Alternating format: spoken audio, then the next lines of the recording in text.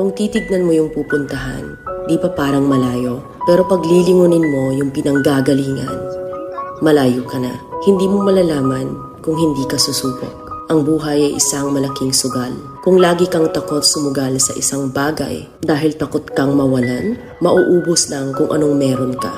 Kung hindi ka mawawalan, hindi ka rin magkakaroon. Kung ano man ang mga desisyon mo ngayon, yun ang magiging buhay mo bukas. Lakasan mo lang yung loob mo dahil ang mundong to, aapakan lang ang mga mahihina. Ibangon mo palagi ang sarili mo.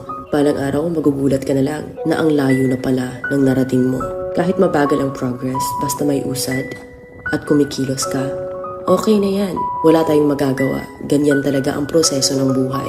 Lahat tayo nakakaranas ng hirap. Hindi natin alam kung hanggang kailan tayo dito sa mundo. Kaya mas piliin mo maging mabuting tao. Ang pinakayaman na maituturing natin sa sarili ay ang ating mga pangarap. Kapag handa kang abutin yung mga pangarap mo, hinding-hindi ka maghihirap. Kung lagi kang may pinagdaanan sa buhay or pagsubok, pruweba lang yan na isa kang magiting na sundalo. Sa mga pagsubok, diyan ka aangat, diyan ka babaguhin. Yung tatag mo kung paano ka mag-ayos ng problema. Hindi ka magtatagal sa mundo. Lubos-lubusin mo na. Gawin mo yung mga bagay na handang iangat ang sarili mo. Huwag mo isipin yung mga sinasabi ng iba at huwag na huwag kang panghihinaan ng loob dahil lahat ng tao ay may iba't ibang desisyon at iba't ibang sitwasyon.